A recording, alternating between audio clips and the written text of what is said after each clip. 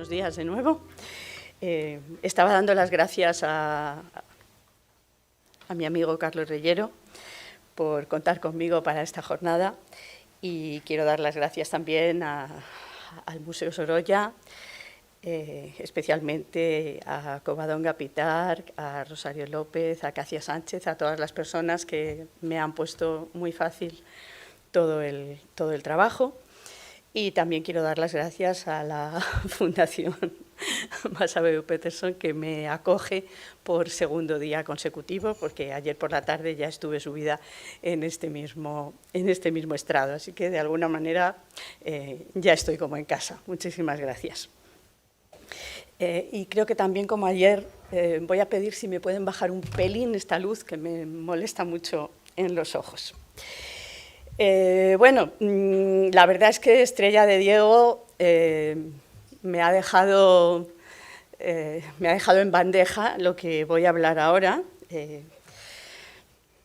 Me lo ha dejado muy bien colocado, aunque tengo que decir también que de alguna manera la voy a decepcionar, porque no voy a hablar de lo que ella decía. Sí que voy a hablar de fotografía, sí que voy a hablar de negros, pero no voy a hablar de las fotografías que se hicieron, de los cuadros de Sorolla, ni tampoco de las fotografías que utilizó Sorolla de manera más o menos directa, sí que hay alguna referencia para hacer sus pinturas. Voy a hablar de cómo se ha reproducido la pintura en fotografía, desde que la fotografía apareció, cómo los fotógrafos se acercaron a las pinturas, a los colores, y cómo fueron capaces, o no, en algunas ocasiones, de reproducir esos colores y de reproducir esos matices de los que hablaba Estrella,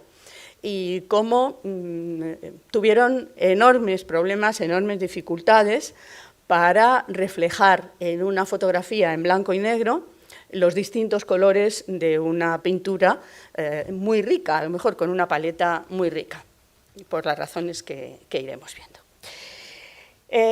A alguien que visite por primera vez la Casa Museo de Sorolla, tal vez le sorprenda el lugar de honor que ocupa la fotografía enorme, de tamaño casi natural, de Inocencio X. La fotografía del cuadro de Velázquez está colocada así sobre una tela antigua, creo que con pocas modificaciones desde que el pintor la compró hacia 1913 y la tuvo siempre cerca. Sorprende menos, quizás, si pensamos en el interés de Sorolla por los maestros antiguos, un interés que se ve en su pintura, pero que se ve también en las fotografías de las que se rodeaba, las que tenía a la vista en su casa, y las que tenía también, las que iba guardando en su enorme colección, y las que iba citando en muchas ocasiones, pues Holbein con mucho sentido del humor en este autorretrato, o el Greco en el retrato de Cossío. La colección conserva unas 7.000 fotografías, de las cuales un buen número corresponden a pinturas de maestros antiguos. Y de eso precisamente es de lo que vamos a hablar ahora. No voy a hablar de fotomecánica, no voy a hablar de libros, voy a hablar de fotografías. Los primeros pasos, en este sentido, estuvieron vinculados a la posibilidad de reproducir grabados, obras de arte, pinturas, en fotografía. Uno de los inventores del primer procedimiento fotográfico, junto con Daguerre, Niepce, que era un hombre culto y un científico, que hizo esa primera fotografía mítica de la ventana de Grasse, pues él, realmente uno de los intereses fundamentales que tenía era reproducir obras de arte de manera mecánica, no dependiendo de la habilidad manual, no necesitando ser un buen dibujante. De hecho, en 1826-27 consiguió reproducir un grabado del cardenal de Amboise, dando barniz al grabado para hacerlo transparente, y haciendo a partir de él una placa fotográfica sobre peltre que estaba untado con betún de Judea, una sustancia como la plata que se sabía de siempre que era sensible a la luz. Gracias. Gracias a eso, gracias a esa placa metálica, consiguió hacer copias ya sobre papel del grabado que no dependían de alguien hábil con la pintura, con el dibujo, con el buril o con lo que fuera. Se conservan algunos ejemplos de esta actividad de Nips. Aquí tenemos otro grabado barnizado, la heliografía, y así podríamos ver unos cuantos. Las placas que quedan no tienen una gran calidad, pero sí tienen un gran mérito para estar hechas en el momento en que se hicieron. Otras veces no nos queda ni el grabado o el dibujo original, ni nos queda la placa, y nos quedan solamente las copias que sucesivamente se fueron haciendo.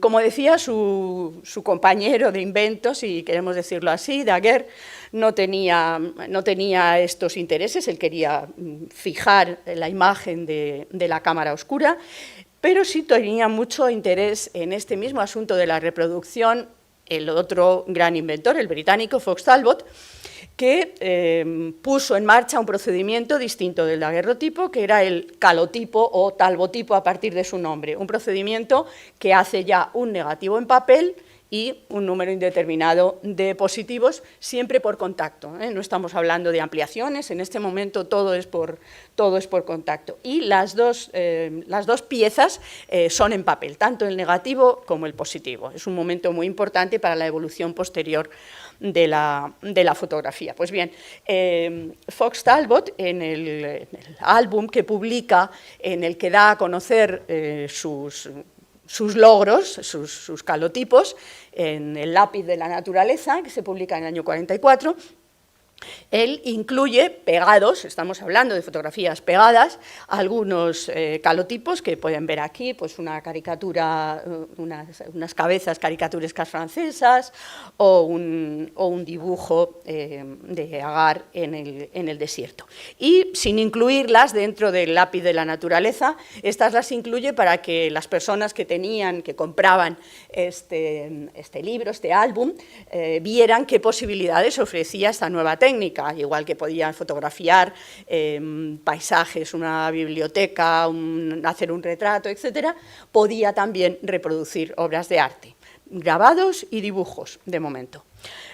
También hizo alguna otra, como este autorretrato de Durero, o alguna fotografía, hizo algún calotipo de cuadros que él tenía en su casa, como este grupo napolitano. Y aquí empiezo a enseñar los problemas que tenía la fotografía temprana. Los problemas a la hora de reproducir los colores. La fotografía es extraordinariamente sensible al azul y ya ven que el cielo está totalmente blanco, ni siquiera aparece el volcán, y sin embargo los rojos, los naranjas, los amarillos, etcétera, aparecen negros, todos iguales, no hay diferencias. Es decir, no podemos establecer matices.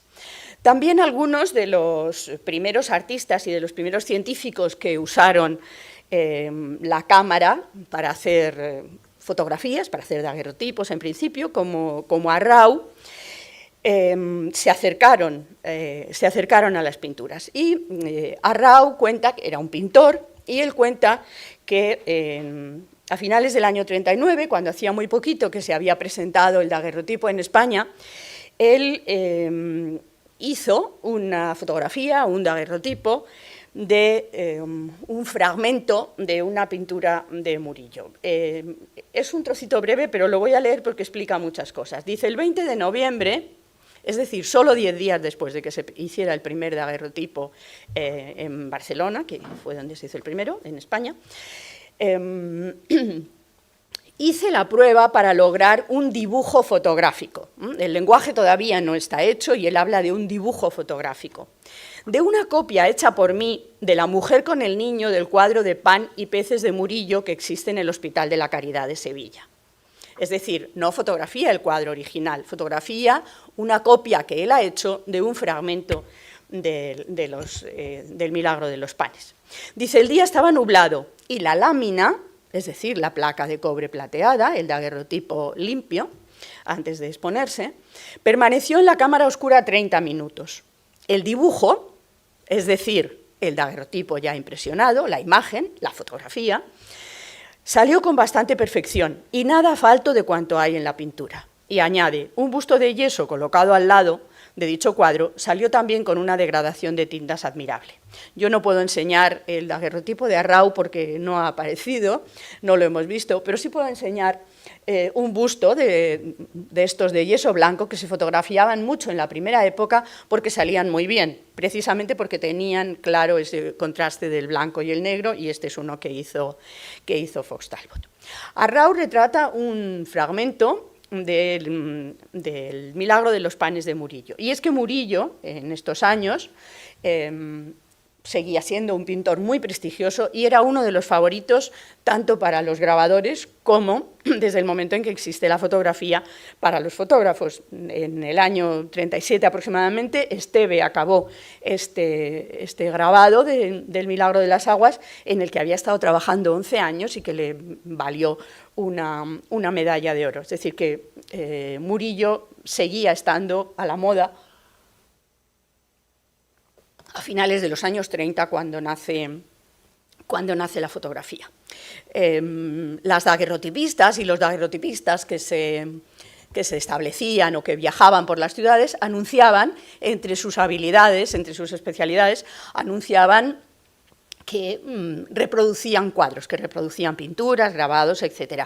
Y tan pronto como en el año 1840, la Casa Bianchi, que era una casa de Toulouse que hacía publicidad en España, ya dice que gracias al daguerrotipo se pueden reproducir, sacar copias de pinturas, grabados y hasta el mismo retrato. Es decir, que fue inmediato.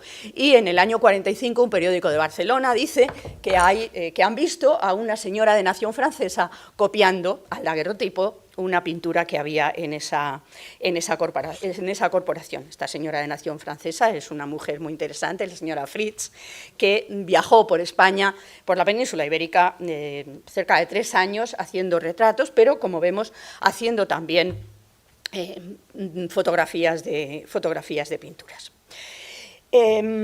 Esta reproducción del cuadro Espalter no la encargó Espalter, era un encargo oficial, pero sí que Ingres se ocupó muy pronto también de encargar que fotografiaran sus pinturas. En el caso del San Pedro, por ejemplo,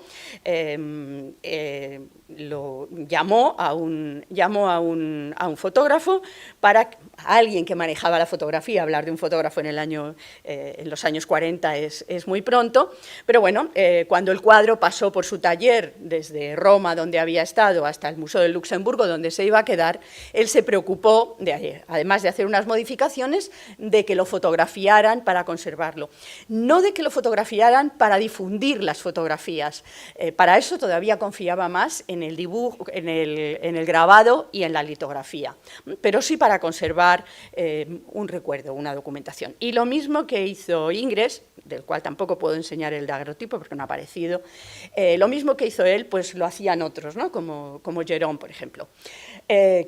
Aquí pueden ver de nuevo los problemas que planteaban los colores para la fotografía temprana. Fíjense cómo se reproducen, o más bien no reproducen, los rojos o el naranja, y cómo además el daguerrotipo está invertido. Este era otro de los problemas que tenía la fotografía temprana. El daguerrotipo invertía la imagen de derecha a izquierda, aunque muy pronto inventaron máquinas que tenían un espejo y que podían evitar la inversión. Pero no todos los fotógrafos podían tener esas máquinas, esos sistemas, y muchos trabajaron a lo largo de los años 40, incluso parte de los 50, con máquinas que invertían la imagen. En el caso de los grabadores no suponía un gran problema trabajar sobre fotografías invertidas, pero era un problema, por ejemplo, a la hora de retratar, y eso lo dicen algunas publicidades, retratar a personas que tenían un defecto físico o los militares, por ejemplo, se tenían que cambiar las medallas de lado para que quedaran como estamos acostumbradas a verlas, ¿no? Aquí pongo otro ejemplo de Vernet, también una fotografía, un daguerrotipo temprano, donde también se ven esos problemas a los que me refería antes con los colores. Meissonier también hizo fotografiar sus obras, y aquí es interesante que vean cómo la fotografía está hecha sobre una superficie de madera en un exterior luminoso, ¿no? Algo a lo que ahora también nos referiremos. La finalidad de estas fotografías pues, era muy diversa. En ocasiones era simplemente para guardar un recuerdo, daguerrotipo temprano sin invertir, pero con los rojos y los azules, con los problemas que señalaba antes, para guardar un recuerdo, y en técnicas distintas también hemos visto daguerrotipos. Aquí vemos un papel a la sal, también en una obra de Ingres, un papel a la sal, un calotipo o talbotipo, el que hablaba antes, que se hacía a partir de un negativo de papel. Fotografías para guardar un recuerdo de alguna pintura que se había hecho y que Ingres ya no tenía en sus manos, como pueden ser los retratos de sus amigos, que hizo muchos, o pinturas hechas para también guardar el recuerdo de un cuadro, que ahora no sabemos dónde está, ¿no? Este desnudo de su primera mujer, en el estudio todavía, con el retrato de Madame Moitessier detrás, si se fijan, también invertido. En algunos casos estas fotografías tempranas son muy útiles porque son documentos de cómo eran los cuadros antes del estado en el que actualmente los conocemos, ¿no? Como es el caso del baño turco.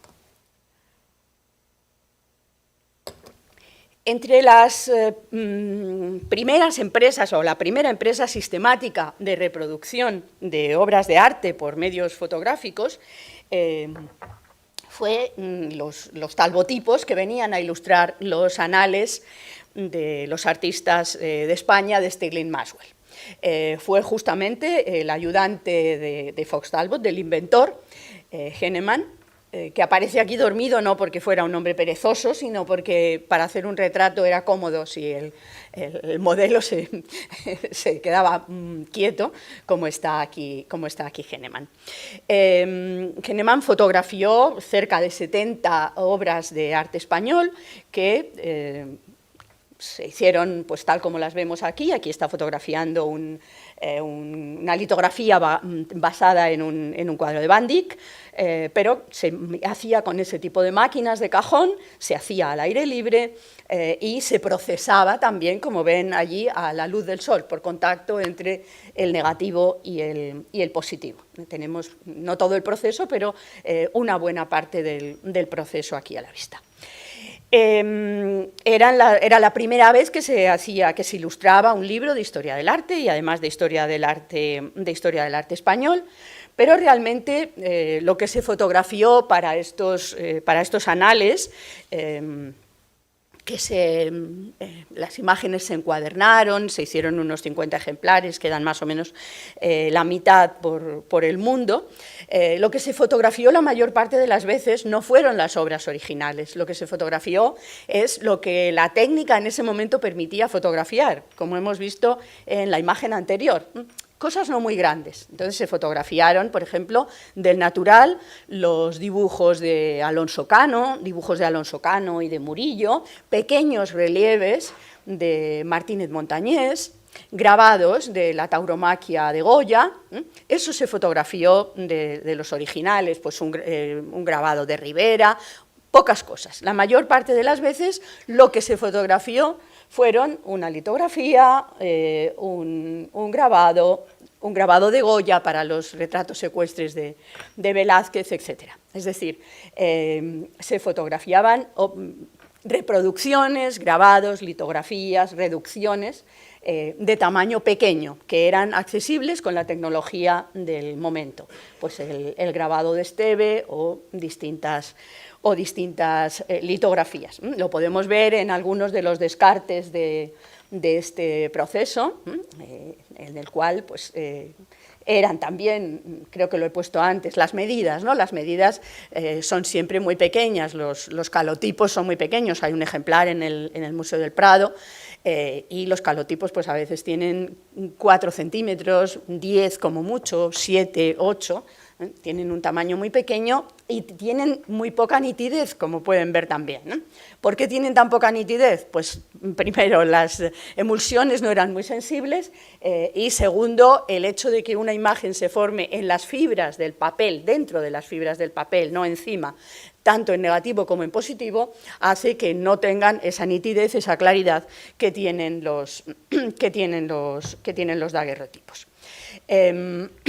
Fotografiar, pues, no sé, las meninas de Velázquez o los murillos del Hospital de la Caridad era en estos momentos imposible. Es verdad que se podían alejar las cámaras, pero aunque se alejaran, si se alejaban las cámaras, las verticales se perdían y las verticales no se pudieron recuperar hasta que no hubo cámaras de fuelle que se patentaron a mitad de los años 50 y que se utilizaron más adelante. Como hemos visto al principio, lo que utiliza Henneman y la imprenta de Reading son este tipo de cámaras de cajón que tienen muy poca versatilidad, ¿no?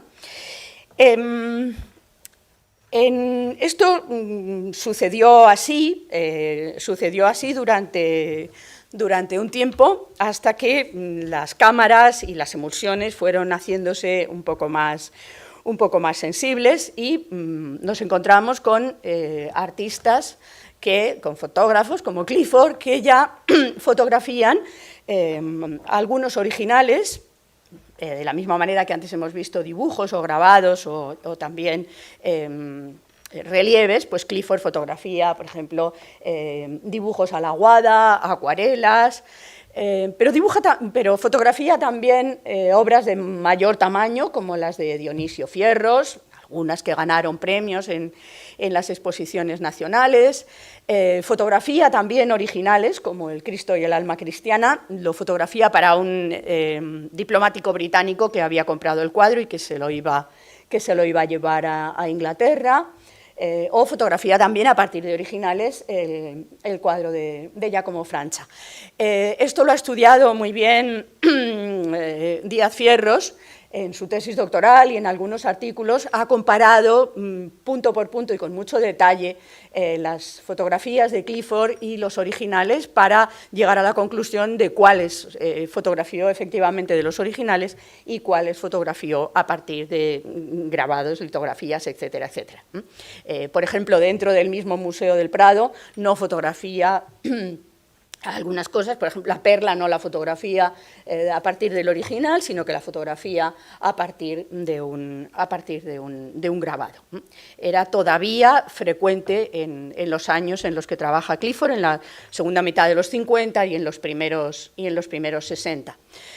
Por ejemplo, los cuadros del Hospital de la Caridad no los fotografía directamente. Díaz Fierros dice, ¿cómo iba a fotografiar directamente algo que está a tantos metros de altura, que tiene unos marcos que pesan media tonelada, etcétera, etcétera, ¿no? Que no había espacio tampoco para montar un andamio tan grande para poderlos fotografiar.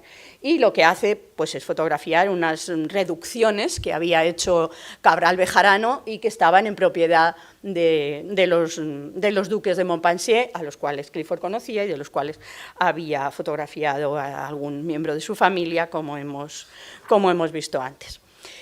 Tampoco, por ejemplo, las pinturitas de la Alameda de Osuna, las fotos que hace son de los originales, a pesar de que los presenta como fotografías, tanto en el Scramble, donde no dice en ningún momento que haya fotografiado reproducciones, ni reducciones, ni nada, y lo mismo hace con los murillos de la colección del álbum de Windsor. Y también los expuso en Bruselas en el año 56, espero no equivocarme en nada porque tengo en la sala a Rachel Bullock, la experta máxima en Clifford, y los expuso también como fotografías sin especificar que eran reproducciones de a partir de grabados o de reducciones o de lo que fuera, pero de todas maneras es algo que tampoco podemos juzgar con ojos del año 2022, cuando sacamos el móvil y fotografiamos cualquier cosa en cualquier sitio. No era tan importante en este momento, ni cambiaba tanto. Sí que cambiaba respecto a los dibujos, a las litografías, a los grabados, pero no cambiaba tanto al tamaño en que se manejaban las fotografías y en el número de personas todavía que tenía acceso a ellas. Aquí podemos ver un ejemplo de lo que decía antes, por un lado de dónde se hacían las fotografías al aire libre y de cómo se hacían, y también, por otra parte, de la importancia de Murillo todavía en estos años. El punto de inflexión, el paso muy claro también de fotografiar grabados, reproducciones, litografías, a fotografiar las obras de arte directamente, las pinturas, lo da de una manera más clara Lauren. Ya hemos visto que Clifford también lo hace, pero en Lauren es muy evidente. También porque Lauren vive mucho tiempo y porque monta una gran empresa que se dedica, entre otras cosas, a la reproducción de obras de arte. De todos modos, las primeras pinturas que Lauren reproduce y pone a la venta en el año 1861, que forman parte de este catálogo de retratos, y están dentro de un capítulo que él titula El Real Museo de Madrid en la mano, álbum artístico, colección de algunos cuadros del Museo de Pinturas. Si nosotros miramos eso, esperamos encontrarnos las pinturas, la fotografía de pinturas dentro, y lo que nos encontramos son fotografías de litografías de la colección litográfica de los cuadros del rey de España, de don Fernando VII, que había dirigido José de Madrazo. Es decir, que su primera edición no es una edición de fotografías directamente hechas sobre las obras, sino de fotografías hechas a partir de litografías. Él empieza a fotografiar en el Prado a partir de 1863, esto no tiene que ver con el Prado, lo he puesto antes de tiempo, empieza a fotografiar en el Prado a partir del 63, en tiempos de Benito Murillo, en tiempos de Madrazo, y se hace con la exclusiva, la tiene durante mucho tiempo, tiene una tienda en el museo en los años 80, y publicita las fotografías que ya hace a partir de pinturas en el catálogo del 66, que además lo hace en inglés y en francés. Y de ahí en adelante, a partir del 67, ya incluye fotografías de otros museos. Incluye fotografías, por ejemplo, de la Real Academia de Bellas Artes de San Fernando, Las Majas, que también pueden ver aquí, que está en un caballete y está en un exterior. Fotografiar estas obras grandes en salas que normalmente no tenían una buena iluminación ni había espacio suficiente era muy difícil y se fotografiaban con luz natural, cosa que cuando ya se tenían otros medios, se seguían haciendo cuando era necesario, ¿no? Cuando las mujeres de la Hispanic Society viajan por España en los años 20 y principios de los 30, fotografiando cosas de todo tipo, pues tejidos, por ejemplo, en Galicia, Frances Spalding tiene que colocarlo también al aire libre para poderlo fotografiar, porque dentro de esa casa ya se imaginan que no había luz suficiente. Lauren, por tanto, fotografía estas obras al aire libre, a pesar de que él hizo experimentos con luz eléctrica en su estudio a finales de los años 60, 68, 69, y también fotografió interiores con luz eléctrica, como son los interiores de la Quinta del Sordo, antes de que las pinturas se arrancaran de las paredes, como pueden ver todavía que están ahí los papeles pintados. Pero lo habitual era sacar las piezas al aire libre. Hay un periódico en 1862 dice: hace unos días se encuentra en el Escorial el fotógrafo Monsieur Lauren, habiendo conseguido sacar una reproducción exacta del Cristo de Cellini, para lo cual ha sido preciso colocar en el patio de los Reyes una andamiada difícil y costosa. El Cristo de Cellini era esas obras blancas, fáciles de reproducir. Dice, también Lauren ha sacado reproducciones de varios tamaños del cuadro original del señor Benjumea, Dicho cuadro, por su gran tamaño, fue muy difícil trasladarlo al jardín para fotografiarlo. Pero no había más remedio que sacarlo del lugar en el que estaba para fotografiarlo en el jardín haciendo un gran andamio. También dice, ha fotografiado reproducciones de varios tamaños, estamos en el año 62. Cuando habla de varios tamaños, no quiere decir que estuvo ampliando con la reveladora después en el estudio, sino que hizo varios negativos y varios positivos, a su vez, por contacto, insisto, desde un tamaño pequeño, que podía ser el de una tarjeta de visita, después veremos algún ejemplo, hasta un tamaño grande, porque tanto Clifford como Lauren utilizaban negativos de 30 y de 40 centímetros. Negativos de vidrio, como podemos ver aquí, vidrio al colodión húmedo, que después se positivaba en papeles, en papeles a la albúmina, papeles con la albúmina del huevo, ¿no? Por eso muchas veces las fotografías de esta época tienen ese color un poco amarillo y ese brillo también que les da la albúmina. Y por eso también en las ciudades donde donde había fábricas de papeles a la albúmina, cuando ya se fabricaban de manera industrial, no ahora todavía, había también siempre empresas de pastelería, porque la mitad del huevo que no se usaba para las fotos se usaba para los pasteles. Lauren montó, primero fue Juan Lauren, Jean Laurent, Juan Lauren, como se llamó siempre en España. Primero fue él, después fue Lauren y Cía, y después la empresa pasó a su hija adoptiva y a su yerno, a sus sucesores, y tuvo una gran empresa de reproducción de obras de arte. Una empresa pues como las que había a partir de los años 60, mediados de los 50, principios de los 60, en toda Europa, como podía ser Alinari en Florencia, o como podía ser Broggie, Sommer, Dixon, Hamstengel, Braun, Anderson, etc. Muchas compañías fotográficas, muchas empresas se dedicaron a fotografiar pinturas para pintores y también para público en general, que cuando iba a los museos se quería llevar recuerdos de los cuadros que había visto y que le habían interesado. Aquí hay una pequeñísima representación de los que hay de los muchos que hay en el Museo Sorolla dentro de la colección.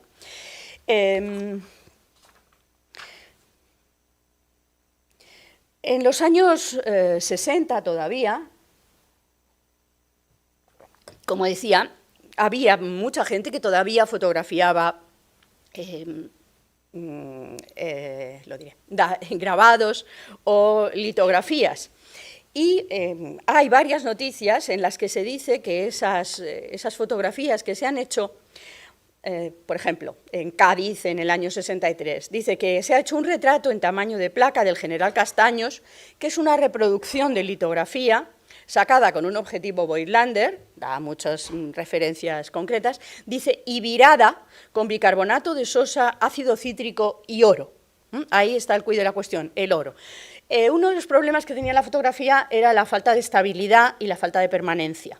Eso se resolvía, en parte, virando estas fotografías que se hacían en papel albúmina, virándolas al oro, que es un metal más estable que la plata. Y se viraron en muchas ocasiones, pero los fotógrafos, las empresas que tenían más posibilidades, lo que hacían era utilizar procedimientos más estables, que daban más estabilidad a la foto, más permanencia, como podían ser los platinos o los papeles al carbón. Hay dos ejemplos de Stieglitz, pero podemos ver ejemplos en la colección Sorolla también, de fotografías hechas al platino por fotógrafos de gran envergadura, ¿no? como pueden ser estos dos. Y también algunas pinturas, en este caso son son fotografías de la colección del Museo del Prado, también de copias al platino. El platino se utilizó mucho más para los retratos que para reproducción de pinturas, pero también se utilizó precisamente por eso que decía, por la estabilidad. En la colección de Sorolla, por ejemplo, hay este retrato en el que ya se está utilizando un procedimiento que se usó mucho más que el del platino, que es el del papel al carbón. Es un procedimiento trabajoso que no voy a explicar, pero que basa su estabilidad en buena parte en el hecho de que no lleva plata. La plata se ennegrece, le sale espejo de plata a las fotografías, sin embargo los carbones no llevan plata y por eso son más estables. Hay algunas empresas, como la de Braun, por ejemplo, que se especializó en este tipo de fotografías al carbón, reproduciendo obras de arte, dibujos o pinturas. En los años finales del siglo se produjo un hecho que dejó muy claro el prestigio de la fotografía, ya casi con 50 años de vida. Y fue la celebración en el Museo del Prado del centenario de Velázquez y el montaje de la nueva sala, una nueva sala en la que se pusieron pinturas que se habían traído de otros museos que no estaban en España, y a la que se trajeron también fotografías de las obras de las que no se pudieron conseguir los préstamos, las pinturas. Se pusieron 31 fotografías, si no recuerdo mal, muchas de ellas eran copias al carbón y muchas de ellas, estas que están viendo, estaban hechas por la compañía de Braun, que era una de los mejores. La finalidad de colocar estas fotografías era una finalidad didáctica que explica muy claramente Aureliano de Beruete, y dice: a fin de completar en lo posible el estudio de las obras todas de Velázquez, supliendo las no muchas faltas que de ellas se notan en este museo, se han expuesto las reproducciones fotográficas de las que se guardan en otras galerías. Esa idea de enseñar toda la obra a través de fotografías, que naturalmente de ninguna manera podían sustituir a los originales, pero sí que podían dar una idea bastante precisa y mucho más próxima que las primeras fotografías que hemos visto a los originales. La idea de Beruete y la idea de todo ese círculo de Cosillo, el círculo en torno también a Sorolla. Antes hemos visto que Ingres o Meissonier o Jérôme o quien fuera, o Vernet, llamaban a un fotógrafo para que fotografiara sus cuadros. Eso también lo hacía Knopf. Llamaba a Alexander para que fotografiara sus obras con una finalidad diferente, una finalidad claramente comercial. Knopf lo que hacía era coger la fotografía, colorearla él a mano y venderla como un original. No era tan caro como un cuadro, pero era más caro que la fotografía sin intervenir. Por ese problema que tiene la fotografía, que nace en blanco y negro y tarda un tiempo en conseguir el color. Nace en blanco y negro y de alguna manera,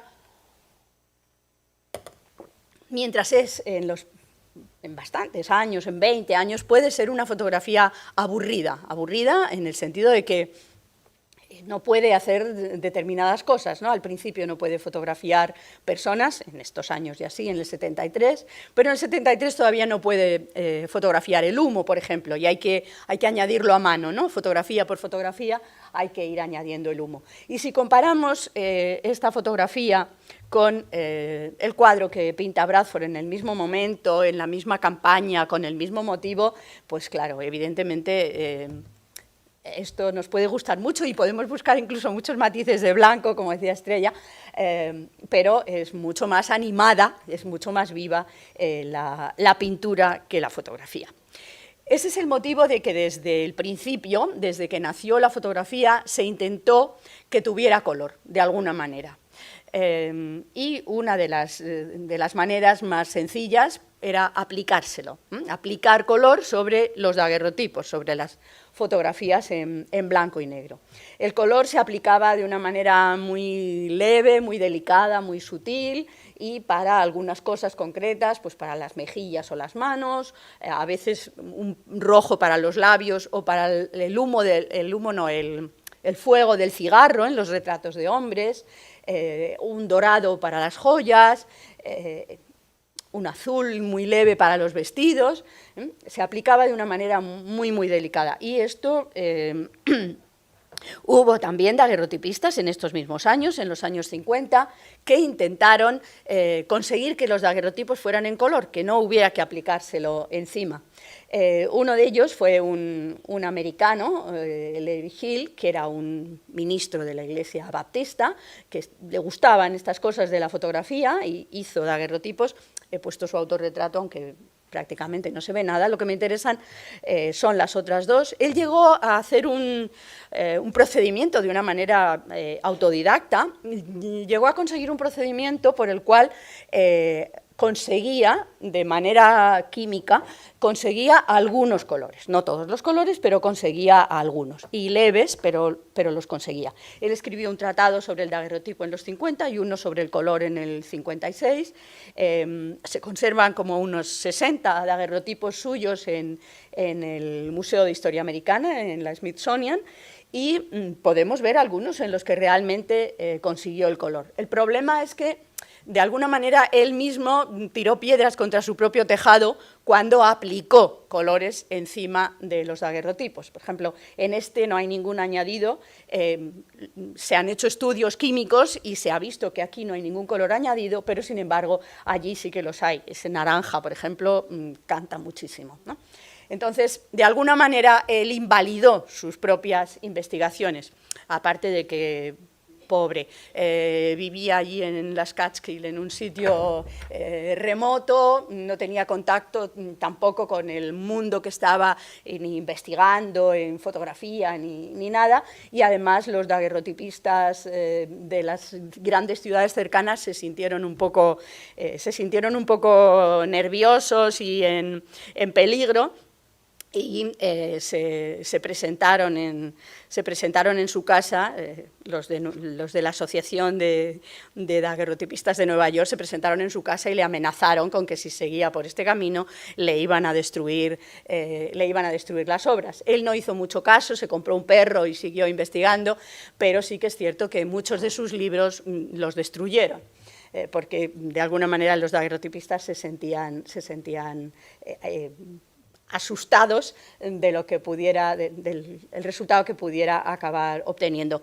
En cualquier caso, las investigaciones no pasaron de él. A finales del siglo XX hubo un investigador, Boudreau, que decía que había conseguido hacer algunos daguerrotipos en color siguiendo el sistema, pero lo cierto es que no se conocen. El sistema, como decía, era muy complicado, había que aplicar muchas capas con distintos metales que eran sensibles, cada uno con distintos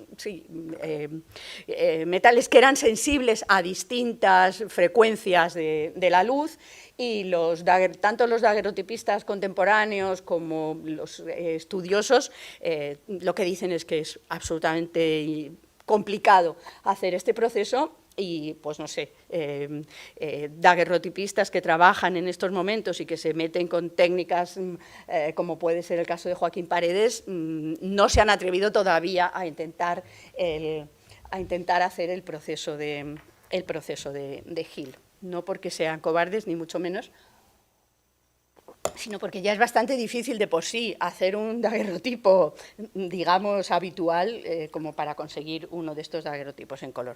Por tanto, se siguió añadiendo color a la fotografía. Cuando ya se hizo en papel, se siguió añadiendo color, un trabajo que muchas veces hicieron las mujeres, y hay noticias de algunas de ellas, como la señora Rostán, que trabajaba en Madrid en el estudio que tenían los hermanos Alonso Martínez en la Puerta del Sol. Ella era miniaturista y trabajaba en un lugar, además, que cuando se iba al estudio del fotógrafo se la podía ver a ella trabajando, igual que a otros que aplicaban color también a las fotografías. El propio Sorolla, ya saben que empezó trabajando en el estudio de su suegro, coloreando también fotografías. Podemos ver ejemplos de cómo se podía llegar realmente a una maestría muy grande a la hora de colorear fotografías, una de Halfstengel, que era una de esas compañías a las que me refería antes, o cómo en Japón pues, la maestría de los que habían coloreado grabados se pasó tranquilamente a la fotografía sin mayores problemas. Hubo intentos a lo largo de toda la segunda mitad del siglo XIX, hemos visto el de Hill, pero aquí tenemos uno prácticamente contemporáneo suyo, el de Maxwell, intentos de hacer fotografías en color. Sutton, siguiendo las instrucciones de Maxwell, hizo este famoso lazo, que realmente es un lazo virtual, diríamos ahora, ¿no? Nunca hubo una fotografía en un papel que se pudiera ver así, de este lazo, porque el fotógrafo lo que hizo fue fotografiar con 3 lentes de 3 colores diferentes el mismo lazo y, una vez reveladas, proyectarlas de nuevo las 3 juntas, y esa proyección es la que nos daba este color. De otra manera, lo que tendríamos sería los 3 colores por separado. Es decir, que no era un procedimiento que pudiera funcionar y que se pudiera extender. Y otro tanto pasó con uno de los muchos procedimientos que hubo, el de Ducos de Aurón, que siempre se basan todos en los 3 colores, en los filtros de 3 colores que se ponían en las cámaras, en unos casos sumando, en otros casos restando, pero siempre por procedimientos muy complejos y con unos resultados que tampoco eran resultados no eran resultados de mucha calidad nunca, en ningún caso. La solución al problema del color en la fotografía no llegó hasta los comienzos del siglo XX, hasta los hermanos Lumière, que patentaron en 1903 y vendieron a partir del 7 este procedimiento de los autocromos o las placas autocromas. Es un procedimiento de vidrio también, se ve por transparencia, y está basado en la fécula de patata, está basado en granitos diminutos de patata que se colorean y que se prensan como una especie de sándwich entre 2 cristales, el espacio que queda en medio se rellena con carbón y ese sándwich es el que se coloca en la cámara para hacer una imagen cuyo resultado es al mismo tiempo, no es al mismo tiempo, es una imagen única. Es decir, que volvemos otra vez como al principio, ¿no? Como a los tiempos del daguerrotipo. Lo que ofrecen los autocromos es una imagen única, en este caso una imagen positiva. En el caso de los daguerrotipos, la imagen podía ser positiva y negativa según la incidencia de la luz. Aquí es una imagen positiva, que les vuelve a dar problemas a los fotógrafos porque tiene menos sensibilidad que la fotografía contemporánea, que esas fotografías que hemos visto, que esos carbones, por ejemplo, de la Casa Braun, o las fotografías de Stiglitz que hemos visto, o el retrato del Museo Sorolla, pero que realmente es el color más cercano a la realidad que se había conseguido hasta este momento.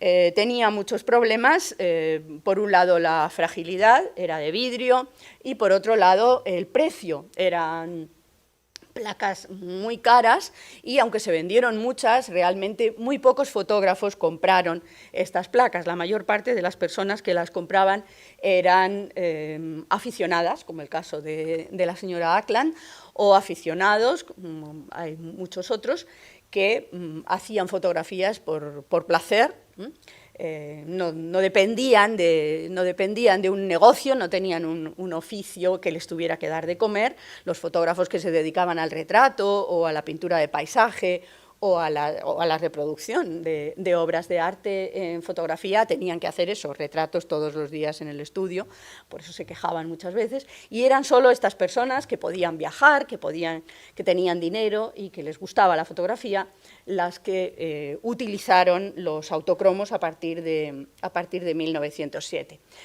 Con ellos se reprodujeron pinturas. Vemos una de la señora Ackland del retrato de Millais, que ella tenía encima de su escritorio, porque su padre era amigo de Ruskin, y hay muchos ejemplos de fotografías de placas autocromas hechas con este procedimiento de placas autocromas reproduciendo obras de arte, de calidades también diversas, pero en algunas ocasiones de calidades muy notables, como es el caso de las fotografías del Museo Albert Kahn, que hizo una campaña de fotografías por el mundo de autocromos espectacular y que, entre otros, fotografió pinturas de Murillo. El procedimiento de los autocromos tuvo el problema también de que llegó la Primera Guerra Mundial. He dicho que se comercializan a partir de 1907, y a partir de ese momento hay muchas investigaciones con el color. Ramón y Cajal, por ejemplo, pone en marcha un procedimiento que se basaba en las preparaciones que él hacía para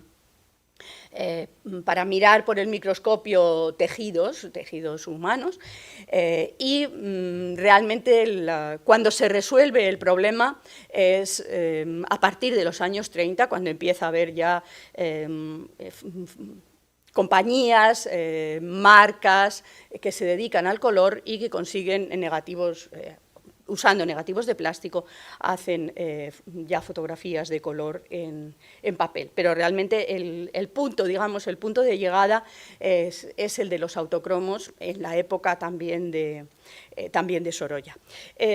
Quería haber hecho una referencia, y se me ha pasado, y con esto termino, a que, aunque podía parecer en un primer momento que la fotografía iba a acabar con el grabado de reproducción o con la litografía, no fue así en absoluto. De hecho, a la llegada de la litografía se produjo un ascenso del grabado de reproducción, precisamente por esas razones que decía antes, porque el grabado de reproducción era más capaz de reproducir los matices de los distintos tonos que la fotografía, que las emulsiones fotográficas, que eran mucho más neutras y tenían mucho menos detalle en ese sentido.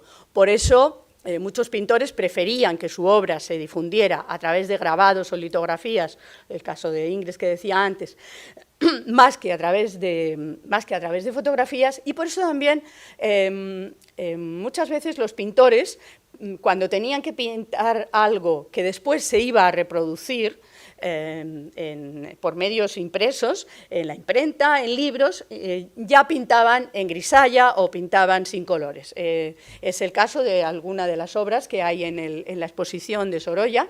Hay dos escenas, una escena de hombres desnudos en un patio y otra de un interior de un mesón, que creía que estaba pero no está, que Sorolla ya hace sin color prácticamente, pensando justamente en que la reproducción sea una reproducción más fiel al cuadro original de lo que habría sido una reproducción en blanco y negro normal a partir de su propia pintura. Nada más, muchas gracias.